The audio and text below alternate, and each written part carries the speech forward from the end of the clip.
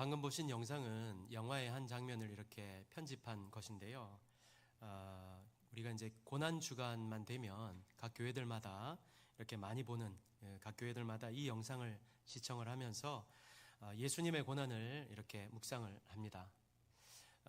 저는 오래전에 이 영상의 원본 패션 오브 크라이스트라는 이 영화를 본 적이 있었는데요. 이 영화를 보면서 예수님께서 이 땅에 오셔서 이렇게 고난을 받는 모습을 보면서 참 많이 울었던 기억이 있습니다. 지금도 이 영상을 볼 때 이렇게 목이 잠기곤 하는데요. 근데 영화가 끝나고 나서 감동이 제 마음 가운데 이렇게 감동이 채 사라지기 전에 이런 의문이 들었습니다. 그래도 저는 예수님을 만나 예수님이 누구신지를 알고 주님이 나의 구주가 되심을 고백을 했잖아요. 그래서 이 예수님의 고난의 의미가 무엇인지 그래도 알 수 있다, 이렇게 말할 수 있지 않겠습니까? 그런데 제 마음에 예수님의 저 고난의 의미를 모르는 사람들은 이 영화를 보고는 그래서라는 의문이 들 것 같은 거예요. 세계 4대 성인 중에 한 사람인 예수님이 이 땅에 와서 많은 사람들을 위해 저렇게 고통을 당했다, 저렇게 고난을 받았다. 그래서 그 고난이 나와 무슨 의미가 있는가, 무슨 상관이 있는가, 이런 의문이 들겠더라고요. 그런데 여러분은 어떠십니까? 저 영상을 보면서 여러분은 어떤 생각을 하십니까? 저토록 참혹하게 고난을 당하시는 이유가 무엇이라고 생각을 하십니까? 예수님이 하나님의 아들이라면서요. 그렇다면 그 하늘나라에서 그냥 편안하게 살면 되실 텐데 왜 굳이 이 땅에 와서 저토록 모진 고난을 받으셔야 했을까요? 여러분은 답할 수 있습니까? 이 자리에 계신 분들은 답하실 수 있으십니까? 오늘 이 질문에 우리 모두가 함께 서기를 바랍니다. 그리고 대답할 수 있기를 바랍니다. 그냥 대답이 아니라 그냥 대답이 아니라 정말로 여러분 마음 깊이에서 나오는 진지한 대답이 있기를 바랍니다. 그리고 혹시 아직도 이 질문에 선뜻 대답하지 못하시는 분들이 계시다면 오늘 이 말씀, 함께 나눌 이 말씀을 통해서 이 대답을 할 수 있는 그 은혜와 축복이 임하게 되기를 간절히 소망합니다. 다몬과 파티아스 이야기라는 그리스 전승이 있습니다. 고대 그리스 시칠리아에는요, 폭군 디오니시우스라는 왕이 다스리고 있었는데요. 어느 날 이 피티아스라는 사람이 왕을 비판했다는 이유로 사형을 언고받게 되었습니다. 사형을 언도받은 이 피티아스는요, 마지막으로 왕에게 이렇게 요청을 하였습니다. 제가 죽기 전에 고향에 가서 제 가족들을 좀 만나고 작별 인사를 하고 돌아오게 해주십시오. 왕은 비웃으며 말했지요. 아니, 네가 돌아올 거라고 누가 보증을 하겠느냐, 누가 장담을 하겠느냐. 그때 그의 친구 이 다몬이라는 사람이 나섰습니다. 이 친구가 돌아올 때까지 제가 대신 감옥에 가 있겠습니다. 그가 돌아오지 않는다면 제가 대신 그를 위해 죽겠습니다. 이렇게 얘기를 했지요. 왕이 이 제안을 받아들였습니다. 그래서 이제 피티아스는 떠났고 약속한 날, 그러니까 사형 집행일이 점점 이렇게 다가오고 있었습니다. 근데 시간이 점점 흐르면 흐를수록 피티아스가 돌아와야 되는데 돌아올 기미가 전혀 보이지 않는 거예요. 사람들은 모두 다몬에게 말했습니다. 네가 속았다.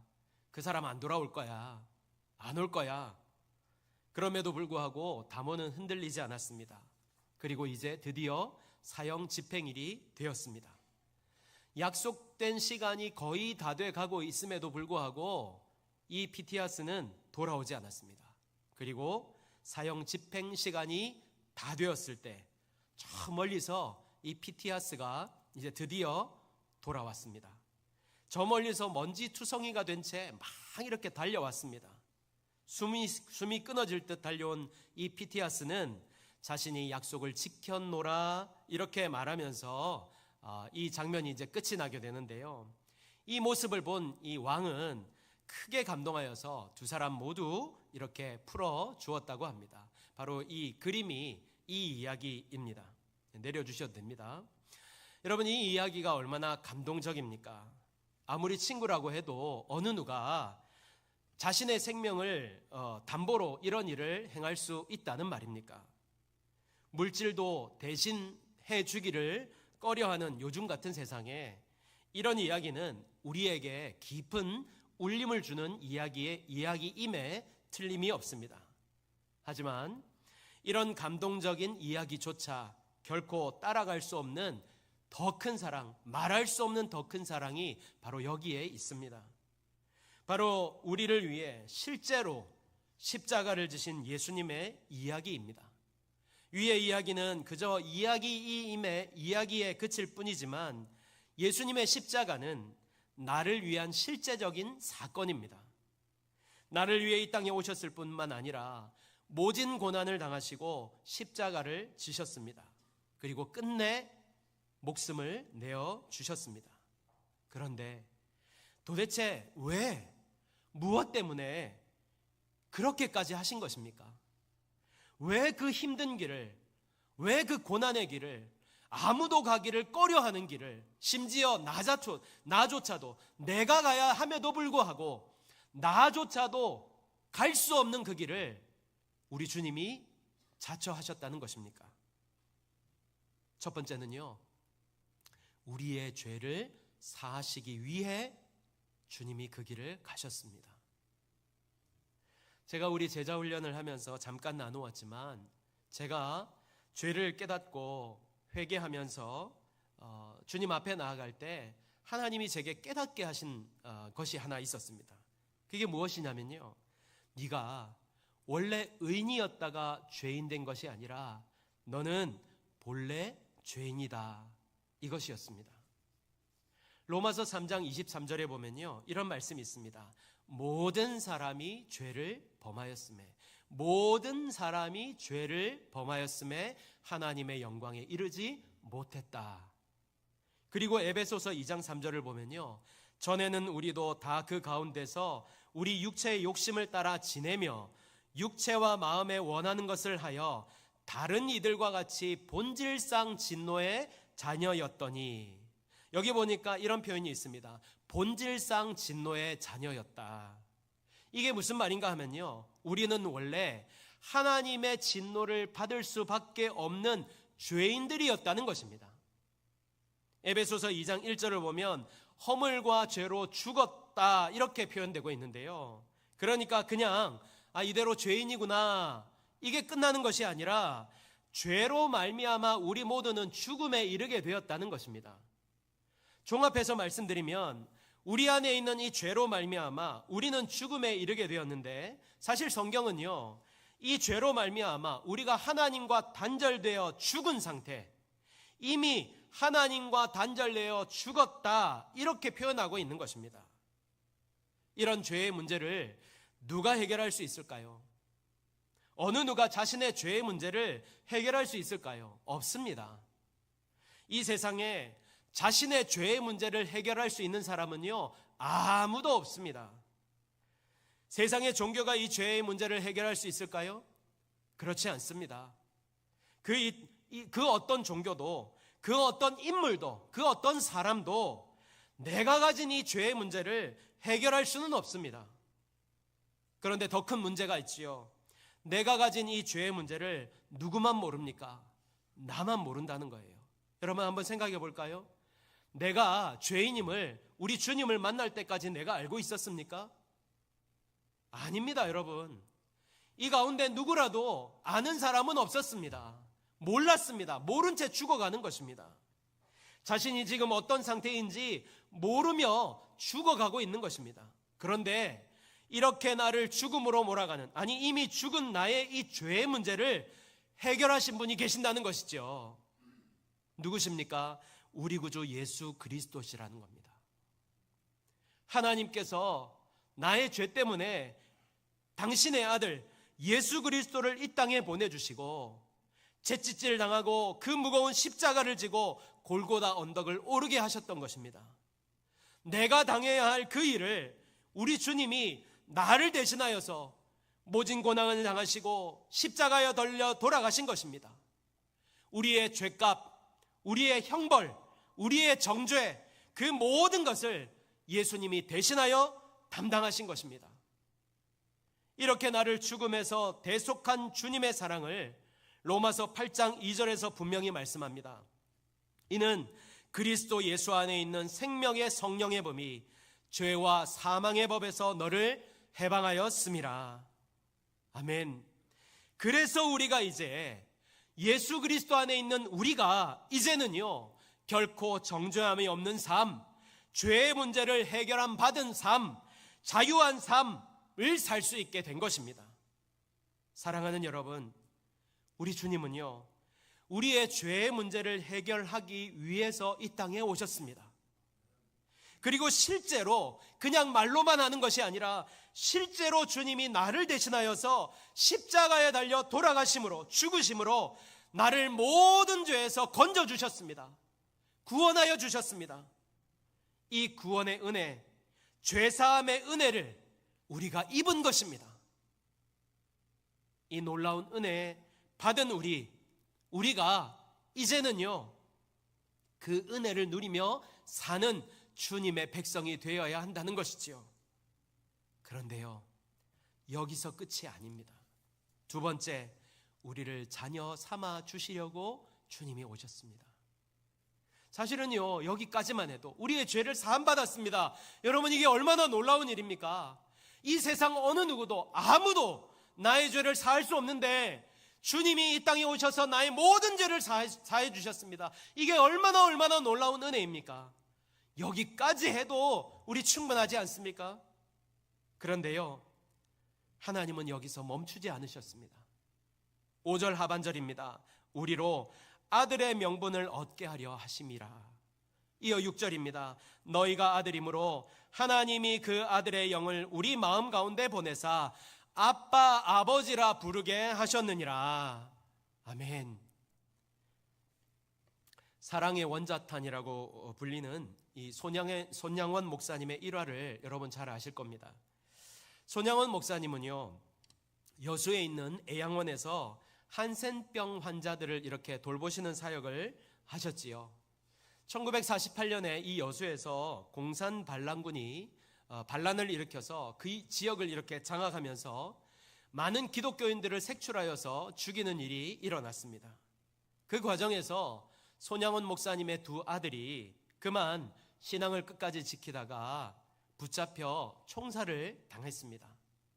그 두 아들을 죽인 사람은요, 안재선이라는 사람이었습니다. 후에 이 안재선이라는 사람이 붙잡혀서 총살을 당하게 되었는데요, 이 소식을 들은 손양원 목사님은 계엄사령관에게 딸을 보내서 그를 사면해 줄 것을 간청했다고 합니다. 그런데 손양원 목사님의 따님은요, 이 딸에게 가서 이 나의 마음을, 이 소식을 좀 전해달라는 간청에 그 자리에서 아버지에게 소리를 지르며 대들었다고 합니다. 그렇지 않겠습니까? 어떻게 그 사람을 용서할 수 있냐고, 어떻게 그 사람을 용서하고 받아들일 수 있냐고 소리를 지르며 그렇게 대들었다고 합니다. 그러면서 100번을 양보해도 100번을 양보해서 용서할 수 있을지는 모르겠지만 아들을 잡는다는 것은 도대체 무슨 말이냐고 그렇게 악을 쓰며 대들었다고 합니다. 그러자 목사님은 동희야, 따님의 성함이 동희였습니다. 동희야, 용서만 가지고는 안 된다. 원수를 사랑하라고 했으니 사랑하기 위해 아들을 삼으려는 것이다. 이렇게 설득했다고 합니다. 결국 안재선은 사형되기 전에 10분 전에 극적으로 사형을 면하게 되었는데요, 그를 아들 삼겠다는 이야기를 들은 모든 사람들이, 그 자리에 모든 사람들이 충격을 받았다고 합니다. 당시 취조를 하던 군인은 입에 물고 있던 담배가 떨어진 줄도 모르고 손수건을 꺼내 눈물을 닦았다고 합니다. 여러분, 우리 중에 누가 다른 사람을 위해, 그것도 그의 죄를 위해 내 아들을 내어줄 수 있겠습니까? 그런데 우리 하나님께서 우리 죄를 위해 자신의 아들을 내어주시고, 그것도 모자라서 우리를 죄에서 해방시켜 주셨을 뿐만 아니라 우리를 자녀 삼아 주셨습니다. 특히 여기서 아빠, 아버지라고 하는 표현은요, 가장 친밀한 관계를 나타낼 때 쓰이는 말로, 그러니까 이제 하나님은 멀리 계신 하나님이 아니라, 나하고 상관없는 하나님이 아니라 가까이 계셔서 내가 언제든지 얼마든지 부를 수 있는 분으로 진정으로 내게 아버지가, 아빠가 되셨다는 사실을 증거하는 말씀입니다.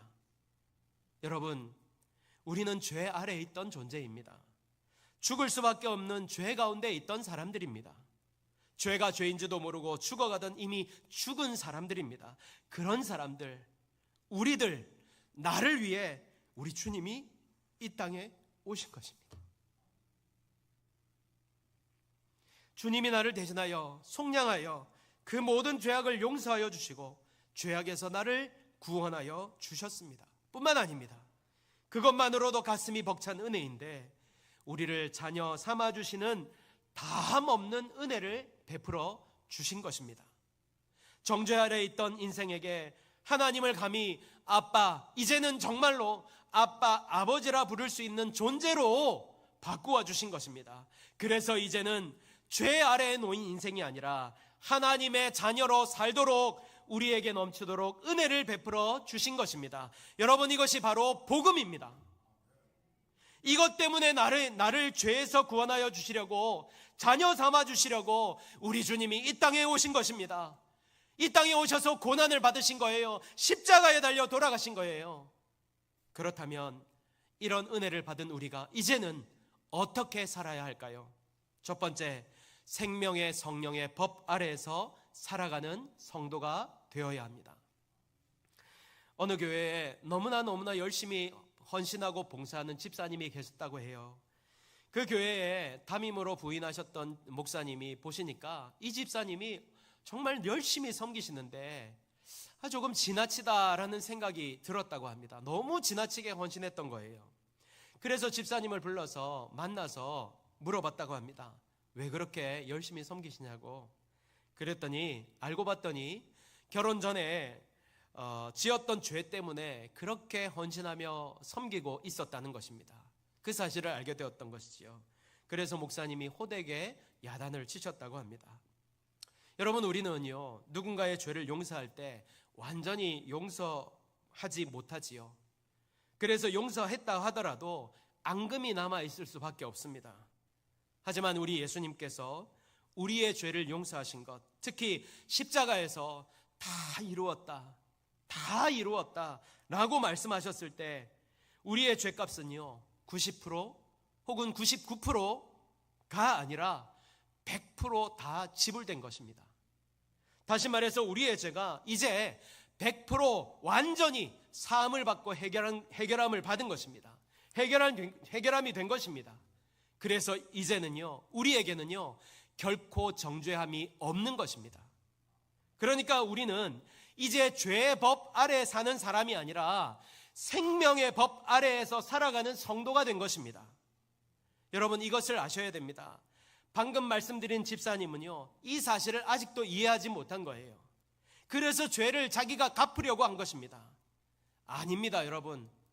우리는 이제요 완전히 죄에서 해방되어서 주님의 법 아래에 있는 사람들입니다. 주님의 법 아래에서 말씀대로 살고 은혜 가운데 사는 그런 사람이 된 것입니다. 주님의 사랑 가운데서 사는 백성이 된 것이에요. 그런데 혹시 아직도 해결하지 못한 우리 가운데 죄가 있습니까?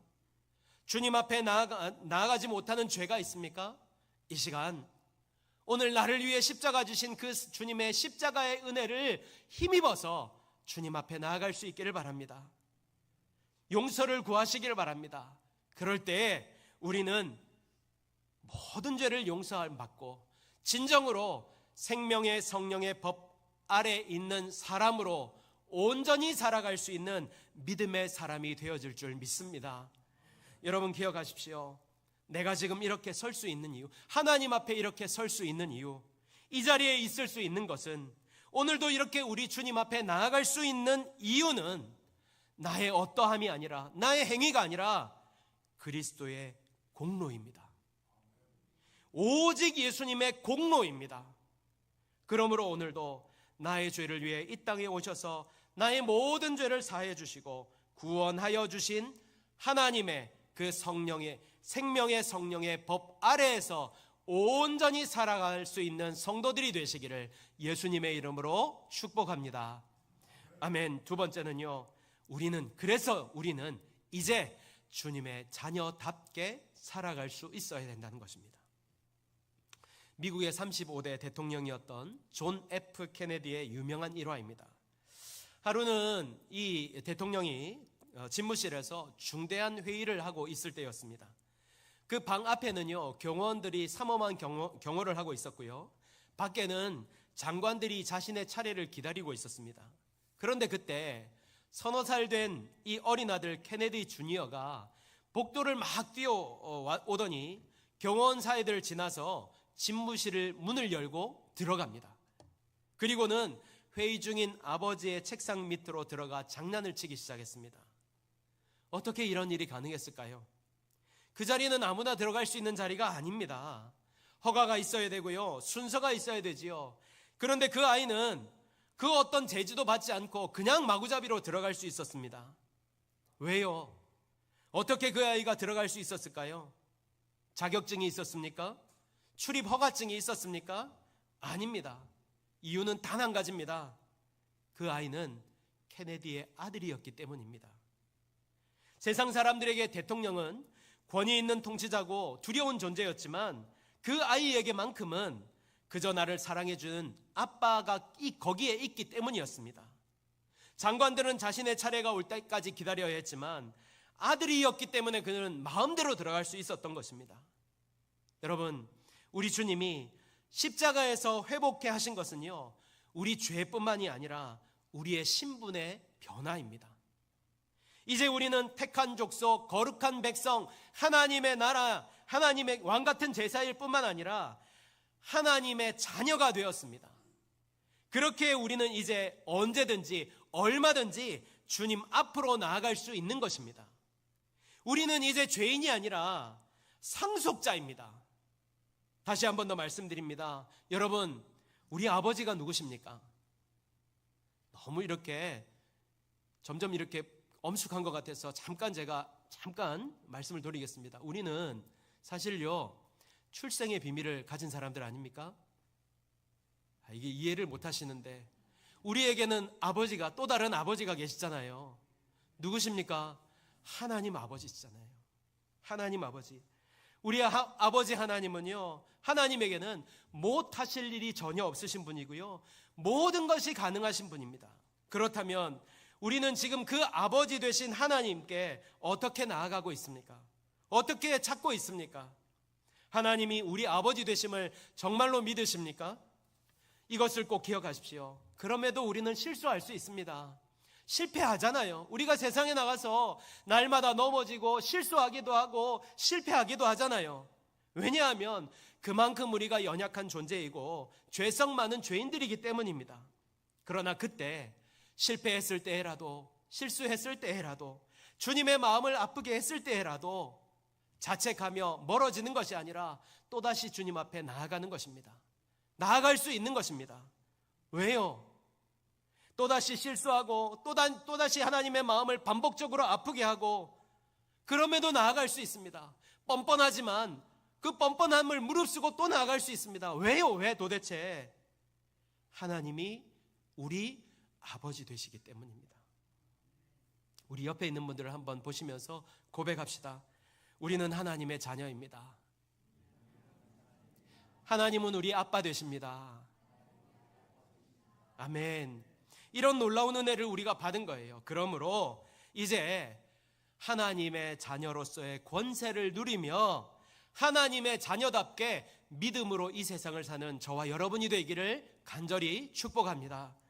사랑하는 여러분, 이것이 바로 왜 오셨을까에 대한 하나님의 대답입니다. 주님은 우리 죄를 사하시기 위해 오셨고 우리를 하나님의 자녀 삼아 주시기 위해 이 땅에 오셨습니다. 그러므로 이번 고난주간 나를 위해 오신 주님, 나를 위해 고난당하신 주님, 나를 자녀 삼아 주신 주님의 사랑을 더욱더 깊이 묵상하며 주님과 동행하면서 주님의 자녀답게 한 주간을 살아가는 성도들이 되시기를 예수님의 이름으로 축복합니다. 아멘.